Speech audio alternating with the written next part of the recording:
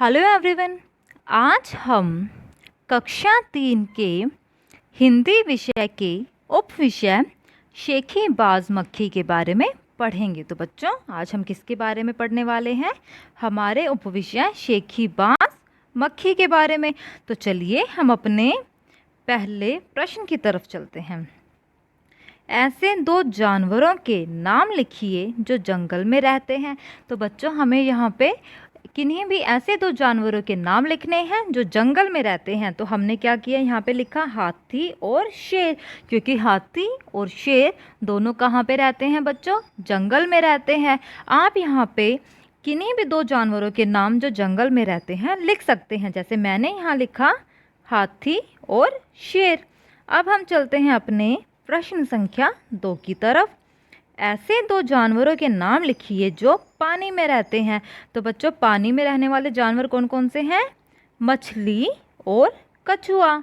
यानी मछली और कछुआ दोनों ही पानी में रहने वाले जानवर हैं। आप यहाँ पे किन्हीं भी ऐसे दो जानवरों के नाम लिख सकते हैं जो कहाँ रहते हैं? पानी में रहते हैं। जैसे मैंने लिखा है यहाँ मछली, कछुआ। आप यहाँ पे कुछ भी लिख सकते हैं, जैसे मगरमच्छ है, वो भी पानी में रहता है। और कोई किसी मछली का नाम आप लिख सकते हैं, क्योंकि ये सभी क्या है? पानी में रहते हैं। तो पानी में रहने वाले आप किन्हीं भी दो जानवरों के नाम लिख सकते हैं। अब हम चलते हैं बच्चों अपने तीसरे प्रश्न की तरफ। ऐसे दो जानवरों के नाम लिखिए जो पानी में और धरती पर दोनों जगह रह सकते हैं। यानी कि अब हमें किन्हीं ऐसे दो जानवरों के नाम लिखने हैं जो पानी और धरती दोनों पर रह सकते हैं। तो हमारे ऐसे दो जानवर कौन कौन से हैं बच्चों? मेंढक और कछुआ। यानी कि जो मेंढक और कछुआ है वो धरती पे भी रह सकते हैं और पानी पर भी रह सकते हैं। मेंढक को आपने पानी में भी देखा होगा, और ज़मीन पर भी कभी जब बारिश हो जाती है तो मेंढक क्या है? ज़मीन पर आ जाते हैं। तो हम सभी ने देखा है। और कछुआ भी क्या है? इसी तरह पानी और ज़मीन दोनों पर रह सकता है। तो हमारा तीसरे प्रश्न का उत्तर हो गया मेंढक और कछुआ दोनों पानी और धरती पर रह सकते हैं। अब हम चलते हैं बच्चों हमारे प्रश्न संख्या 4 की तरफ।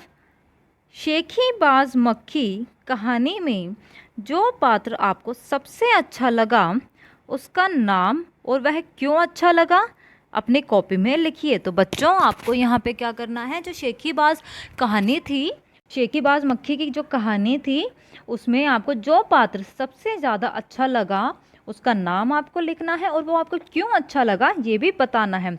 जैसे कि शेखी बाज मक्खी कहानी के पात्र कौन कौन से थे? मक्खी, हाथी, शेर और लोमड़ी। तो बच्चों, आपको मक्खी, हाथी, शेर और लोमड़ी में से जो भी पात्र अच्छा लगा आप उसके बारे में लिख सकते हैं और उसका नाम लिखकर ये बताएंगे कि आपको वह क्यों अच्छा लगा। जैसे कि मुझे इस कहानी में लोमड़ी सबसे अच्छी लगी। उसने बड़ी होशियारी से मक्खी को मकड़े के जाले में फंसा दिया और उसका व्यर्थ का घमंड तोड़ दिया। इसलिए मुझे लोमड़ी ज़्यादा अच्छी लगी, क्योंकि लोमड़ी थी वो काफ़ी होशियार थी।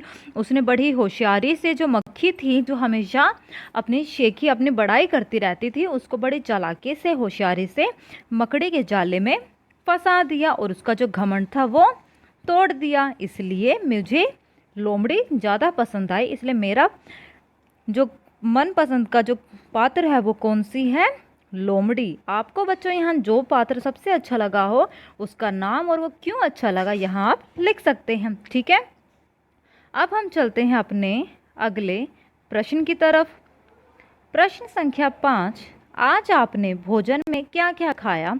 नाम लिखिए। तो बच्चों, आपको यहाँ पे आपने भोजन में आज जो भी खाया उसका नाम लिखना है। जैसे मैंने आज चावल और दाल खाई, इसलिए मैंने यहाँ लिखा है कि मैंने चावल और दाल खाई।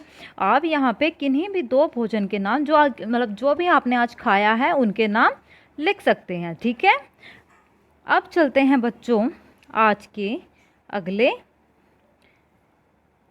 कार्य की तरफ। ये जो चित्र आज आप देख रहे हैं इसमें एक त्यौहार मनाया जा रहा है। पीछे आपको झूले भी दिखाई दे रहे हैं। यहाँ पे एक आदमी जो है वो ढोल बजा रहा है, एक औरत है वो नाच रही है। यहाँ पे एक त्यौहार मनाया जा रहा है। और वो कौन सा त्यौहार मनाया जा रहा है बच्चों? बैसाखी का त्यौहार। यानी कि ये त्यौहार किसका है? बैसाखी का त्यौहार है बच्चों। बैसाखी का जो त्यौहार है वो पंजाब में मनाया जाता है और यह त्यौहार 13 या 14 अप्रैल को मनाया जाता है। और यह क्यों मनाया जाता है? फसलों के पकने और कटाई की खुशी में यह त्यौहार मनाया जाता है।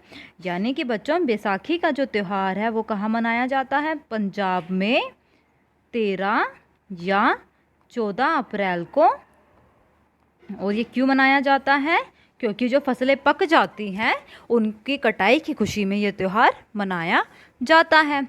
अब बच्चों आप सभी को अपनी कॉपी में मैंने यहाँ कुछ लाइनें दी हैं, उनको लिखना है। यानी कि सभी को आज अपनी कॉपी में क्या लिखना है? सुलेख लिखना है। और सुलेख में आपको क्या लिखना है? यहाँ मैंने आपको कुछ पंक्तियाँ दी हैं जो आपको अपनी कॉपी में सुंदर सुंदर लिखना है। सभी बच्चे इन पंक्तियों को अपनी कॉपी में लिखेंगे और अच्छी तरीके से सुलेख के रूप में लिखेंगे। यानी एक ऐसा लेख जो दिखने में साफ सुथरा हो, जो कि काफ़ी अच्छी तरीके से लिखा गया हो, जिसकी हैंडराइटिंग काफ़ी अच्छी हो। तो बच्चों सभी अपने कॉपी में इन पंक्तियों को साफ सुथरी हैंडराइटिंग में सुलेख के रूप में लिखेंगे। तो बच्चों आज की कक्षा में सिर्फ इतना ही। अब हम अपनी अगली कक्षा में मिलेंगे। मैं आशा करती हूँ आपको यह कक्षा पसंद आई होगी। धन्यवाद।